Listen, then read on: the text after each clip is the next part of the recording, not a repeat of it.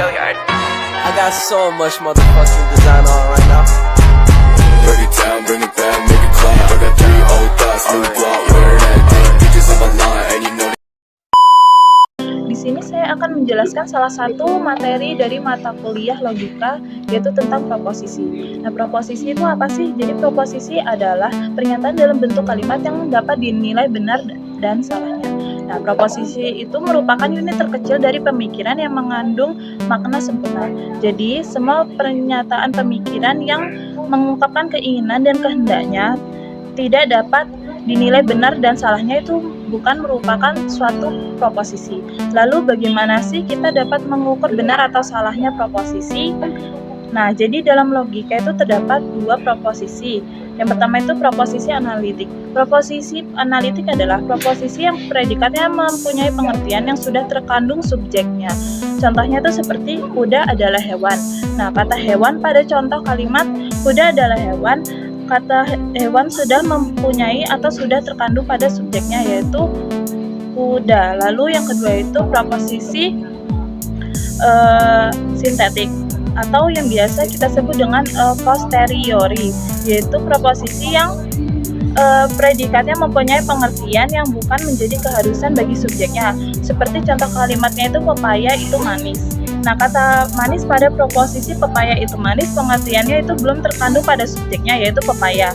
Jadi, kata manis merupakan pengetahuan baru yang didapat melalui pengalaman. Nah, proposisi sintetik adalah lukisan dari pernyataan empiris, maka untuk menguji benar salahnya diukur berdasarkan sesuai atau tidaknya empiriknya. Yang selanjutnya itu saya akan menjelaskan tentang macam-macam proposisi.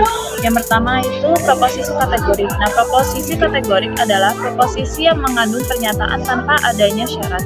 Nah, proposisi yang paling sederhana adalah yang terdiri dari satu term subjek, satu term predikat, satu kopula, dan satu quantifier. Nah, quantifier itu apa sih? Quantifier adalah kata yang menunjukkan banyaknya satuan yang diikat oleh term subjek. Nah, jadi quantifier itu ada 2 jenis. Yang pertama itu quantifier universal, yang meliputi seluruh, semua, segenap, setiap, tidak satupun.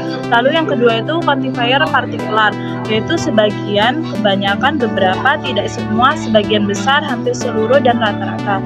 Contoh dari proposisi kategorik yang pertama itu proposisi universal. Contohnya itu semua tanaman tidak membutuhkan air. Lalu yang kedua itu proposisi partikular, yaitu contohnya sebagian manusia dapat menerima pendidikan tinggi. Lalu yang ketiga itu proposisi singular, yaitu seorang yang bernama Hasan adalah seorang guru.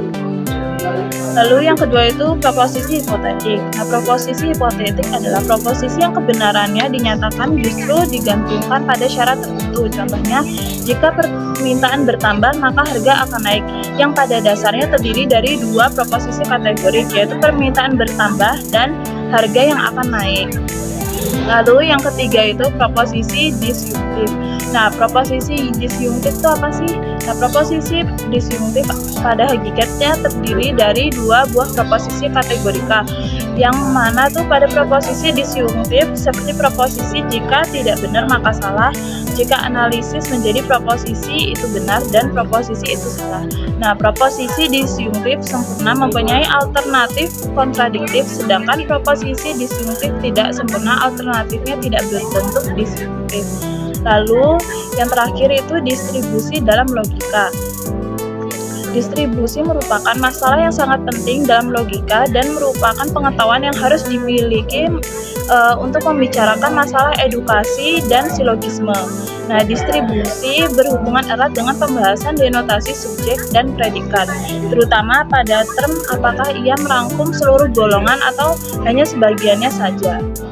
Demikian penjelasan saya tentang materi proposisi. Apabila ada salah kata, saya mohon maaf. Wabillahi taufik wal hidayah. Wassalamualaikum warahmatullahi wabarakatuh.